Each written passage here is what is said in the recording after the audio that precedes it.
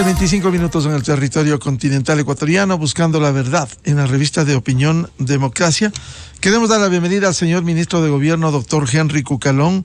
Le invitamos a este diálogo luego de los hechos en la Asamblea Nacional. De alguna manera, eso es parte de la negociación política, el reparto, hay que decirlo, el reparto de las autoridades, de las comisiones. ¿Cómo se denunció al interior de la Asamblea?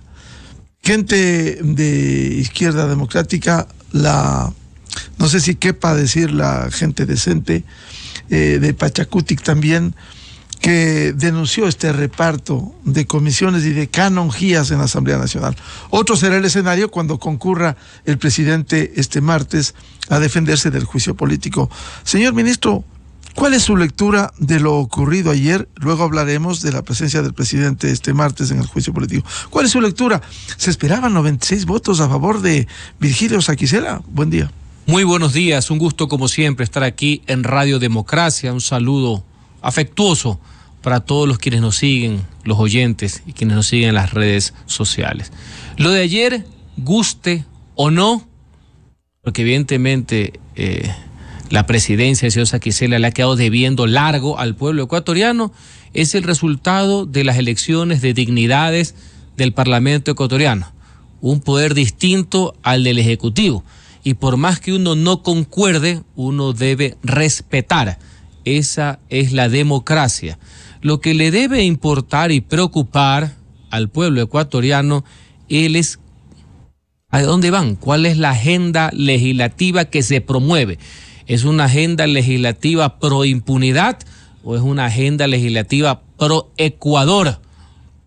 Sin distingo ideológico de las leyes que le interesan al país. Por ejemplo, ahora el trámite de la reforma tributaria que ayuda a la clase media por el tema del impuesto a la renta en relación de dependencia, esa gran mejora que hay, ese alivio que hay a la carga tributaria de la clase media, la reforma a la Constitución para que las Fuerzas Armadas puedan intervenir en la seguridad interna, entre otras más, o es una agenda simplemente de caos, de anarquía, y sobre eso pescar a río revuelto y ver si se favorece la impunidad. Eso es lo que básicamente le debe interesar al pueblo ecuatoriano. Ya hay antecedentes por quienes presiden la Asamblea y ahora el acuerdo orgánico que tienen con los mismos que son por coincidencia los acusadores en el juicio político del presidente es qué propuesta le dan al país. Si una propuesta, aunque mucha gente lo duda, una propuesta a favor del Ecuador, bienvenido sea, un trabajo en conjunto con el Ejecutivo. Por ejemplo, las reformas en materia penal, en materia, por ejemplo, de fortalecimiento institucional, en materia de seguridad, bienvenido sea. Pero obviamente hay legítimas sospechas que rezan en contrario. Señor ministro, si preocupa el futuro más allá del juicio, pudiera darse, porque este es un escenario político que no se puede certificar hasta la votación, que luego de la presentación del presidente en el juicio político no hayan los 92 votos, aunque ayer hubo 96 votos. Quizás son dos dinámicas diferentes. Pero, ¿qué viene luego? Su preocupación de los proyectos de ley, de las acciones políticas, ¿qué viene luego? ¿Qué garantía puede haber estos 2 años con el señor Saquicela a la cabeza? Ese es el tema de fondo, porque lo de ayer, votos para una elección de dignidades, otra cosa es juicio político, pueden guardar una mínima relación, pero son dinámicas distintas, tanto así que no se parecen a las de la semana pasada. Y aquí ya le digo, aquí no estamos para los 104 del famoso informe, que valga la aclaración histórica para los que están más confundidos que mandado a hacer. En ese informe de los famosos 104 votos nunca estuvo el caso Flopec, por el que hoy día está enjuiciado el presidente de la República. Le digo esto porque quieren vender como letra sagrada el hecho que partieron de 104 votos y están tratando de inducir a la ciudadanía a una profunda equivocación, a una falacia. El famoso informe nunca se refirió al caso Flopec, caso que no hay peculado alguno, no hay prueba alguna y valga la anécdota, no tiene informe alguno. Están enjuiciando a un presidente de la República con una simple resolución. Entonces, más allá de los votos de un día y los votos que cambian o no, porque se cuentan, es al final, fundamentalmente la preocupación es ¿qué es lo que propone justamente estas nuevas autoridades o la ratificación de las autoridades legislativas? ¿Ser un apéndice de poderes foráneos, de intereses protervos, o evidentemente ponerse a trabajar en conjunto en favor de las tesis que hemos manifestado en ese instante? ¿O es una agenda de qué? ¿Una agenda de destrucción, de caos? ¿Qué es lo que proponen? ¿O simplemente es más de lo mismo para, en vez de hablar de concertación, de convergencia, de acuerdo, simplemente es de ingobernabilidad y de anarquía? Ese creo que es el tema de fondo, más allá de los votos o no, más allá de sorpresas o no. Siempre va a haber sorpresas en este tipo de votaciones. No, es no cuántos votos hay, sino para qué conseguiste esos votos, para qué es lo que vas a hacer, qué es lo que le propones al país. Eso para mí es lo más importante. Señor ministro Cucalón, pero siendo realistas por los pronunciamientos que escuchamos este domingo, el presidente que fuera reelegido en la Asamblea Nacional, Virgilio Saquicera, lo dijo sin ambajes, sin tapujos. Sí, tengo un pacto con UNES. Y UNES tiene un objetivo que ha venido denunciando supuesta persecución política en los juicios en donde hay sentencia condenatoria ejecutoriada. Si hay un pacto con UNES, ¿ese no va a ser el camino? Sería terrible, pero no solamente por el nombre o no de una organización política, sino de cuál es el objetivo. Entonces, vamos a tener dignatarios que son títeres de objetivos inconfesables entre los cuales está la impunidad, o vamos a tener dignidades y autoridades que trabajen en favor del interés general. Porque una cosa es los votos con que tú llegas. Eso puede ser parte del devenir electoral democrático. No, es para lo que vas, la representación. Me explico, la defensa del interés común o la defensa de intereses, reitero, que son inconfesables, que son en pos de la impunidad. Si el señor usted mismo lo hace al lado, parece que ese es su único objetivo o para lo que lo han puesto ahí. Porque está de más pues decirle pues que ahí no hay autonomía de pensamiento ni de acción, pues nulidad absoluta. Aquí no nos vamos a engañar, ¿ya? Así que eso es lo que está ahorita en juego, lo que está encima de la mesa de la precaria institucionalidad que tiene el Ecuador. Señor ministro, se pudiera decir desde afuera, es bueno conocer el punto de vista oficial, fracasaron las negociaciones para que sea otro el cuadro de autoridades de la Asamblea Nacional. Es obvio que no existió una alternativa fuerte que logre enfrentar esta mayoría que ya tiene algún tiempo, que es la que lo sostiene él. Esto no es nada nuevo, porque hay que comprender, al mismo tiempo se ha venido batallando, se ha venido peleando jurídica y democráticamente sobre el malhadado juicio político sin fundamento alguno. Entonces, mientras se ha estado en el tema de la defensa, se ha estado en el tema de presentar argumentos, mientras se ha estado compareciendo a la Asamblea Nacional, obviamente hay una mayoría, no para destituir al presidente, pero sí para poner dignidades que ha venido entorpeciendo, ha venido mezclando, ha venido contaminando los actos, porque lo único que les interesa es la desestabilización por encima de la estabilidad y el fortalecimiento institucional que tanto requiere el país. Es decir, el gobierno no se empeñó con su bloque oficial de respaldar a sectores como de Pachacútico, Izquierda Democrática. Siempre ha existido esa posición y no ha habido sectarismo alguno al respecto, no solamente para el tema de elección de dignidades. Ojalá que haya esa apertura para el tema de la elaboración, promulgación de las leyes que le interesan al país. Yo he citado también ejemplos de carácter positivo. En el tema del trámite, en la Comisión de Enmiendas, de la reforma a la Constitución, para la intervención de Fuerzas Armadas, ha habido consensos básicos, me explico, que son propios de la democracia, lo cual está bien y se puede trabajar. Lástima que no ha sido en otros lares.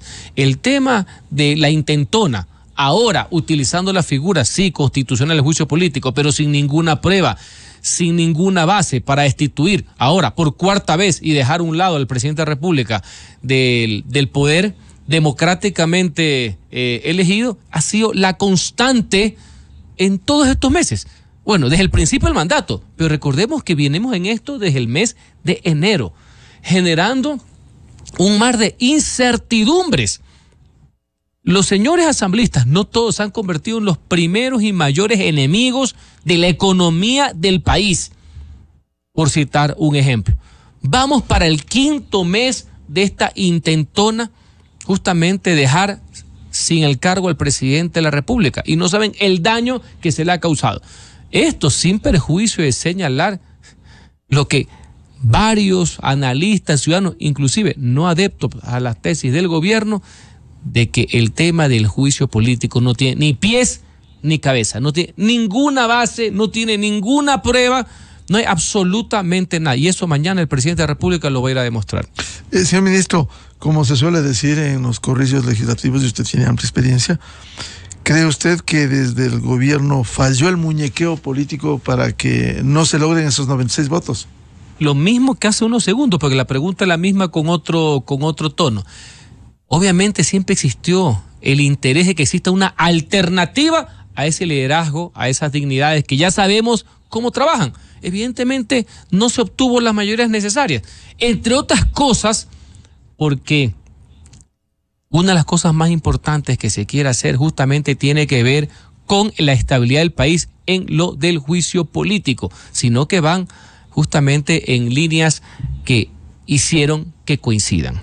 Esa es la realidad democrática, Teme, no hay por qué sorprenderse. A mí más que los votos y quiénes son las dignidades me preocupa es qué es lo que van a hacer, ¿ya? Y lastimosamente ya se ve cuáles son los antecedentes.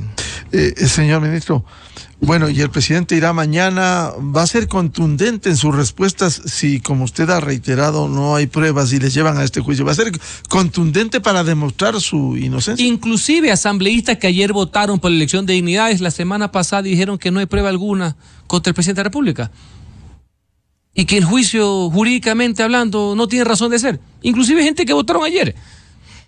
Ese es un incluso sentimiento. Quienes salieron del Partido Social Cristiano también. Por supuesto, un sentimiento generalizado, por Dios. Y lo saben ellos, ahí no hay ningún tipo de fundamento.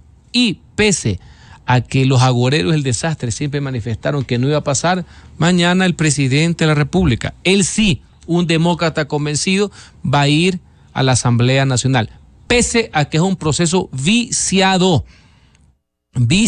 de legalidad, justamente porque no hay informe con el cual lo están juzgando, sino que lo están juzgando con una resolución que aprobaron la semana pasada. Va a ir, va a defenderse, va a ser claro en por qué no ha cometido peculado alguno, que es robo a los fondos del pueblo ecuatoriano, por qué inclusive en el caso de Flopec, que es por lo que se lo está enjuiciando, gracias a haber cumplido las recomendaciones técnicas de la Contraloría General del Estado, la empresa en el año 2022 ha producido utilidades históricas en el orden de los 180 millones de dólares. Se va a demostrar que la Contraloría jamás determinó la terminación del contrato, jamás determinó indicio de responsabilidad penal contra el presidente, entre otras cosas que son hechos y no opiniones. Y obviamente, acudiendo al seno del legislativo, le hablará a los mandantes, le hablará al pueblo ecuatoriano de cuáles son los intereses que hay detrás de esto y por qué lo quieren sacar del poder utilizando esta artimaña, porque no hay proceso alguno ni prueba alguna que pueda respaldar una acusación o una destitución. Ministro Cucalón, si es un proceso viciado, si no hay prueba alguna, aquí hay una institucionalidad, se entiende al menos, la Corte Constitucional santificando esto sin hacer un seguimiento como le exige la Ley de Control de Garantías Constitucionales. ¿Ha habido alguna respuesta al presidente sobre la actuación, el seguimiento de la Corte? El presidente de la República ha presentado un requerimiento de seguimiento de dictamen constitucional a la Corte. Recordemos que la misma lo que hizo dar es un informe de admisibilidad por considerar que en el caso Flopec, porque desechó otros casos, existían lo mínimamente verosímil, o sea, poco más pasó por la rendija el control formal, por así decir, que se hizo a la pretensión de juicio político. Jamás dio dictamen de culpabilidad o no. Lo que ha pasado es que mientras se sustanció en la Comisión de Fiscalización, jamás se presentó una prueba alguna en el sentido que pueda en algo relacionar, porque más allá que no existe prejudicialidad en el ámbito penal, no se necesita una sentencia previa en el ámbito penal y que no rige las reglas jurisdiccionales, pero tú tienes que configurar cuál es la acusación, porque el artículo 129 de la Constitución señala cometimiento de delitos. En este caso, la acusación del delito de peculado. Y no han podido demostrar, no han podido probar, no han podido presentar nada que se asemeje a que el presidente de la República haya cometido peculado en el caso Flopec. ¿Y no hay respuestas de la Corte Constitucional del seguimiento? No existe respuesta, pero tengan la plena seguridad que los dictámenes no son una licencia abierta. Los asambleístas de la República tienen la facultad y el deber de controlar y fiscalizar al Poder Ejecutivo. Eso no está en discusión. Yo jamás lo he puesto en discusión. Yo no digo que no exista la figura del juicio político, pero se tiene que enmarcar también en el dictamen. Si el dictamen lo admitió por lo mínimo, o sea, por lo básico, ¿ya? Pero también tienen que seguir unas reglas que no las han seguido. Una de esas reglas fue lo que señaló el Procurador General del Estado en un informe vinculante, es decir, de obligatorio cumplimiento, en la línea de establecer que al presidente de la República tienen que juzgarlo con un informe motivado. Así no haya existido los votos en la comisión, es contra ese informe que hubiera sido tratado por el Pleno de la Asamblea Nacional y que nunca lo fue y se fueron por la vía de una resolución que, si usted lo lee, el contenido no tiene nada que ver en su gran parte con el proceso de Flopec. Hablan una serie de inexactitudes y para mí violatorias al debido proceso, porque lo están enjuiciando a un presidente de la República sin un informe, como determina la Corte Constitucional y el Procurador General del Estado. Aparte que así lo prescribe la Constitución y la misma Ley Orgánica de la Función Legislativa, con la cual se la han pasado y han hecho tabla rasa para seguir con sus intereses protervos. Ministro Cucalón, pero si la Corte Constitucional actúa después, ya será sobre los hechos consumados. Ni siquiera su dictamen se está respetando. En el punto 4 se exhortó a los asambleístas y a la Asamblea a que en el futuro procedan con más prolijidad, y se ha visto que no ha habido prolijidad. En el punto 98 le advierten en la facultad de fiscalización y control político que tiene la Asamblea que bajo ningún concepto pueda ser usada sin la rigurosidad debida por parte de las y los asambleístas, tomando en cuenta la naturaleza, implicaciones y consecuencias que se podrían derivar. No se está derivando de esto en el procedimiento. ¿Se está permitiendo esto? Por supuesto, por eso es que yo digo, y uno lo ve en los respectivos debates, no solamente cuando uno ve los fríos números, como algunos asambleístas han estado analizando esta situación, no solamente que la inocencia del presidente de la República políticamente hablando está de más reiterarla, sino que al no haber pruebas, al estar violando el mismo proceso, a estar violando el dictamen, justamente lo que están haciendo es estar en contra de este procedimiento viciado. Y se lo dijo la semana pasada en los debates para la continuación, donde no hubieron, valga la aclaración, 92 votos. Ya, una de las preocupaciones justamente y una de las alternativas que tienen los asambleístas es decir, señores, más allá de que caiga bien o caiga mal el presidente, aquí lo de fondo es que esto está mal hecho. No hay prueba alguna y está mal hecho. Está en el mundo de la ilegalidad y por eso nosotros no vamos a apoyar, nosotros no vamos a conectar, nosotros no vamos a ser parte de eso. Hay un fuerte grupo de legisladores, más allá de la bancada oficialista, que está en esa línea y así lo han expresado. Y veamos mañana, después de la intervención, ese sí del presidente, sujetándose, él sí, a la Constitución y a la ley, pese a que los otros no lo hacen. Vamos a ver cuáles van a ser las reacciones de los legisladores después de la intervención del presidente. Pero ¿quién puede creer en esos asambleístas que dicen una cosa y actúan de otra manera? Esa ha sido la realidad. ¿Quién cree en esa? Bueno, creo que hay momentos en que se puede inaugurar también la coherencia. Y si no, para eso están los mandantes, que es el pueblo ecuatoriano, que tiene que hacerle saber a sus legisladores, a sus representantes, cuál es su sentir. Frente a este panorama, ministro, ¿no cree que el presidente debiera aplicar la muerte cruzada, atribución constitucional, artículo 148, que tiene y que no debiera estar en duda? Se ha dicho que el presidente no pierde el miedo, que mande a la casa esta legislatura. La disolución de la Asamblea Nacional y la convocatoria inmediata a elecciones generales anticipadas es una facultad que tiene el jefe de Estado. Está consignada en el artículo 148 de la Constitución. Es decir, es una atribución, no es un invento, no es una ocurrencia. Se puede aplicar cuando a juicio significa a discreción, a valoración del presidente de la República, se hayan cometido algunas causales. En este caso son 3. 2 de las 3 no requieren dictamen de la Corte Constitucional, es decir, son de aplicación directa. Tomando en cuenta que eso es absolutamente constitucional y legal, la toma de esa decisión amerita un sentido de oportunidad y conveniencia que solo la tiene el jefe de Estado, solo la tiene él, esa prerrogativa, el por qué lo va a hacer o por qué no lo va a hacer. Lo importante es que al día de hoy estamos enfocados en lo que va a ser la comparecencia y la defensa propiamente dicho del presidente de la República el día de mañana ante la Asamblea Nacional.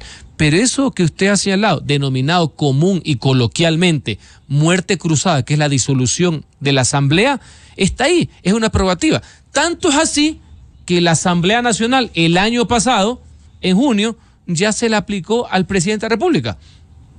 Y nadie dijo que era inconstitucional, por si acaso, ¿no? Ellos sí la aplicaron, no tuvo éxito porque no tuvieron los votos para destituirlo, pero ellos ya aplicaron la cesación presidencial y con elecciones anticipadas el año pasado, ya la muerte cruzada. Así que ese es un mecanismo, es una herramienta constitucional que está ahí, siempre a valoración del presidente de la República, con una sola limitación: no se puede hacer después del tercer año de gobierno, y recién estamos entrando a finiquitar el segundo. ¿Y pudiera hacerlo durante la votación de este juicio político? Si todo... Insisto, son valoraciones que tiene el presidente de la República, y otra vez más, no es cómo lo hace, como todo y como hemos hablado, es para qué se hace.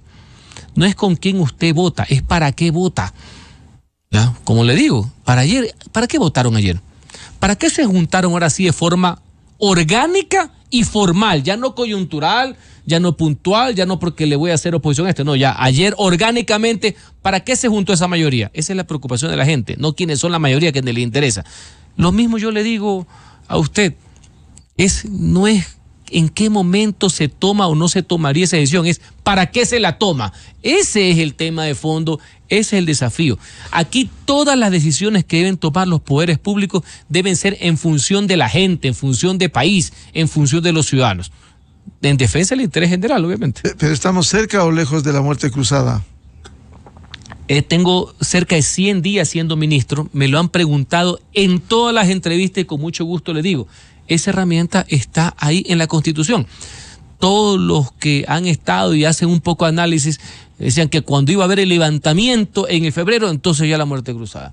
Cuando iba a ser tal cosa el informe, muerte cruzada. El hecho es que estamos ahorita peleando democráticamente, dando la cara como corresponde, y el día de mañana el presidente de la República comparece ante el pueblo ecuatoriano, y en este caso representado, aunque algunos lo hacen de mala manera, en la legislatura, para defenderse de un juicio político que no tiene fundamento alguno, que lo sabe la gran mayoría del pueblo ecuatoriano, que está preocupado en resolver sus problemas, fundamentalmente en materia de seguridad. ¿Y el gobierno va a hacer gestiones para que no haya los 92 votos para la censura y destitución? Parte de la gestión es que el presidente comparezca, hablarle a los legisladores, darle argumentos por encima de la ocurrencia.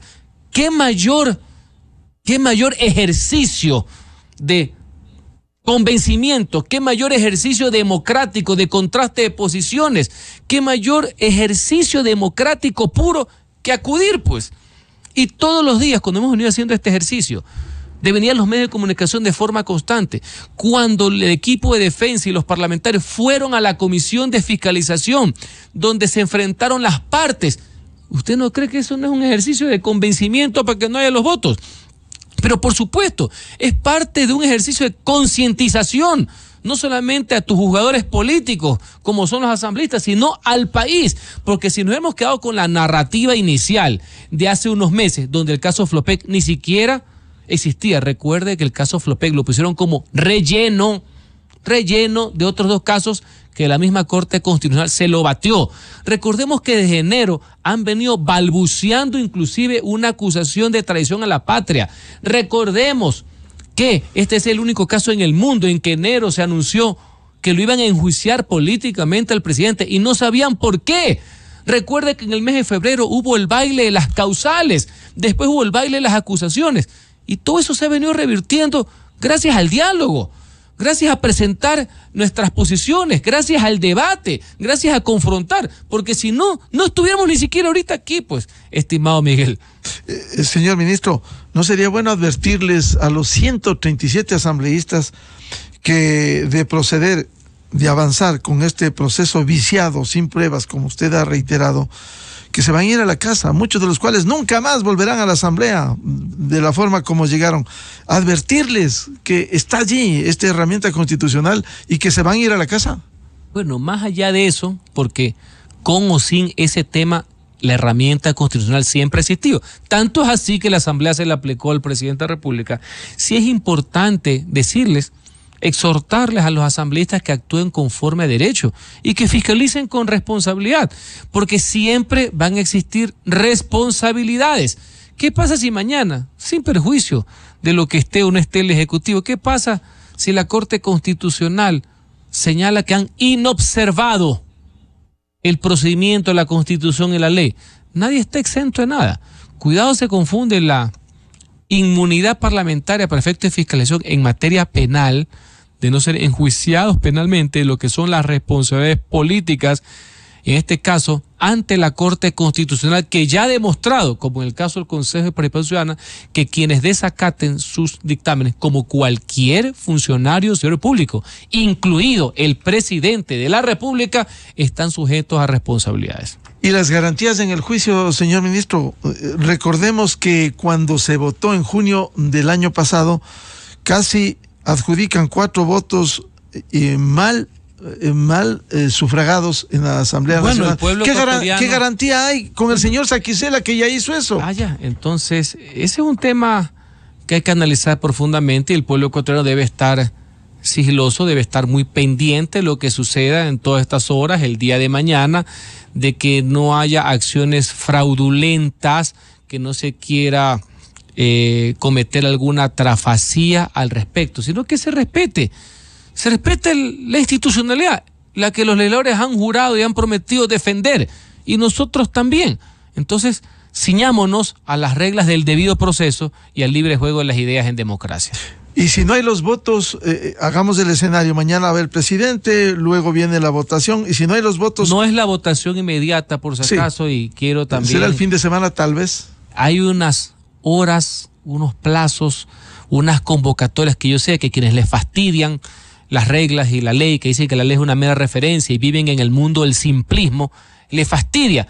Pero ya que han violado algunas cosas, tienen que darle formalidad.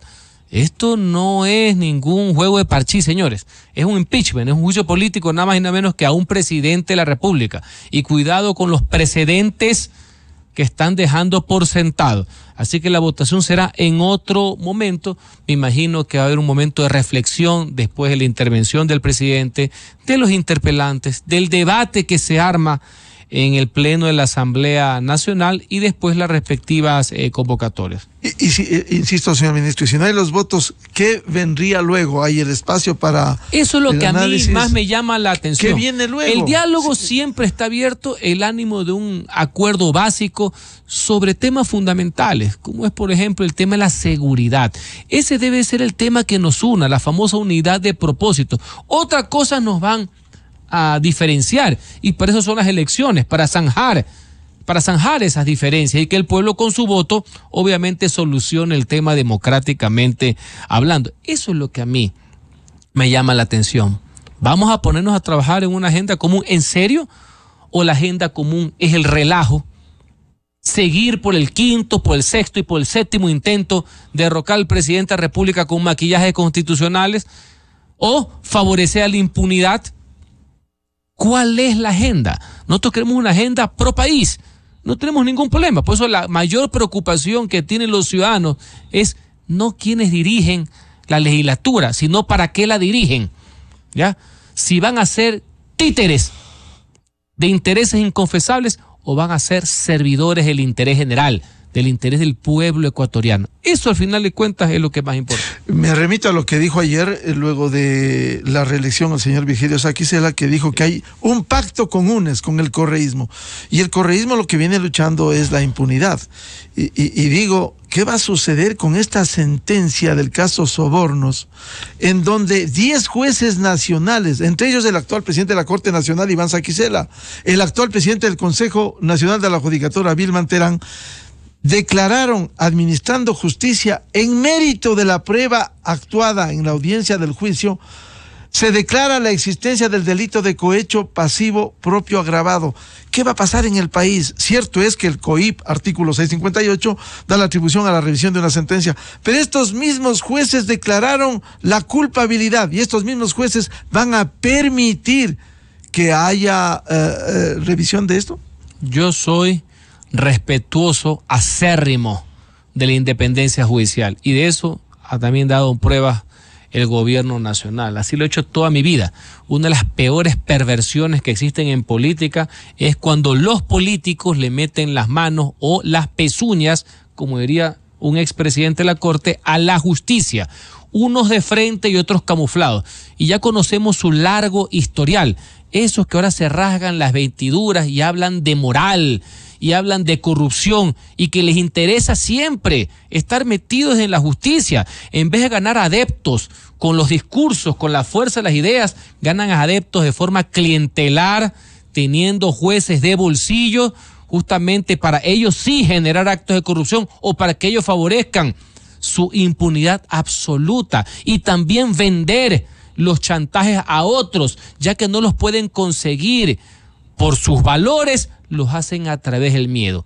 Espero y aspiro que la justicia ecuatoriana no sucumba ante ninguna mayoría política, ante ninguna mayoría parlamentaria. No importa el color, no importa la ideología, no importa el número de los partidos. Ojalá que haya independencia y que obviamente se respete los procesos, se respete en este caso todo lo que ha sucedido en este y otros casos más, ¿no? Si sale bien librado el presidente Lasso, ¿cómo recuperar fortaleza de un gobierno con esa asamblea que tiene su agenda? Mire, enfocándose en los temas de la gente, ¿qué es lo que ciertos asambleístas quieren con una narrativa falsa ocultar? Fíjense nomás lo que ha venido sucediendo en los últimos días.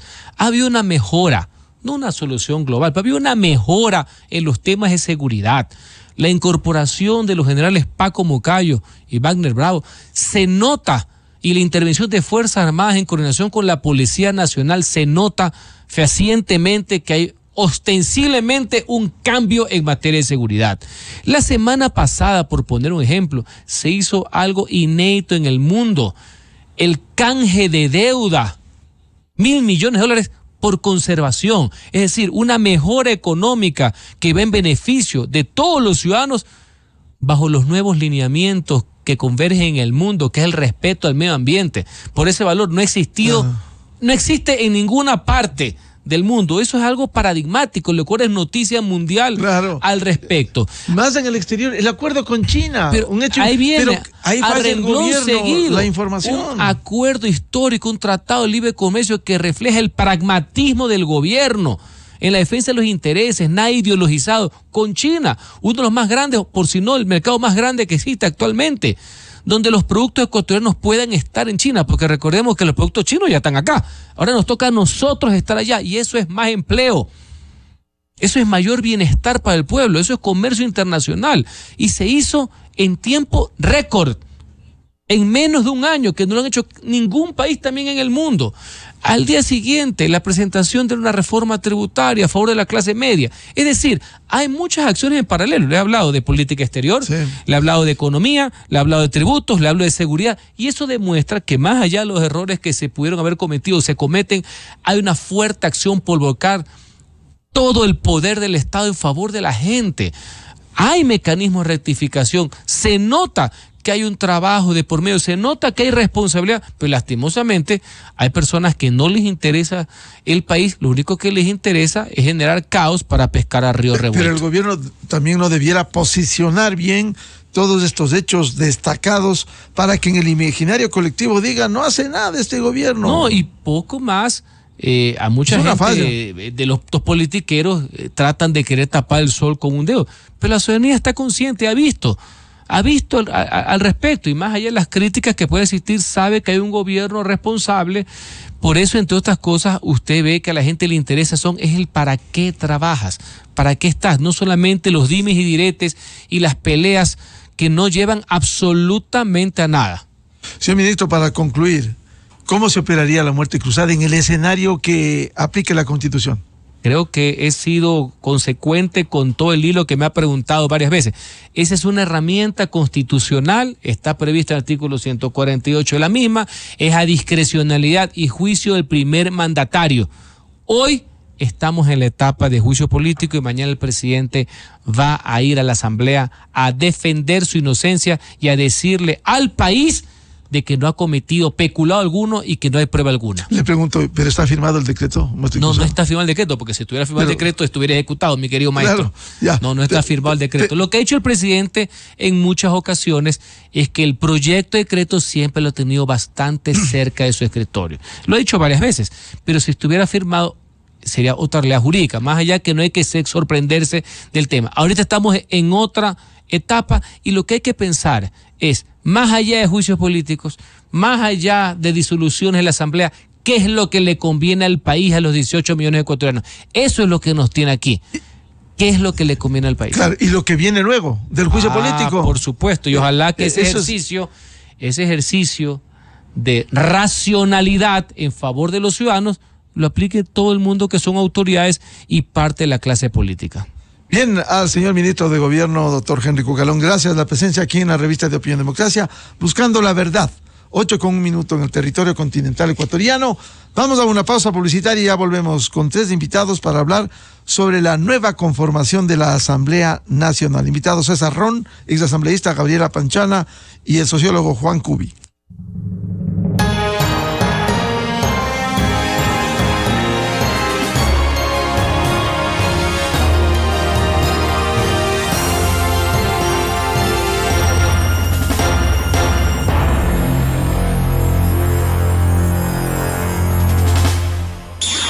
Miguel Rivadeneira en la revista de Opinión Democracia. Bienvenidos al microinformativo de la hora.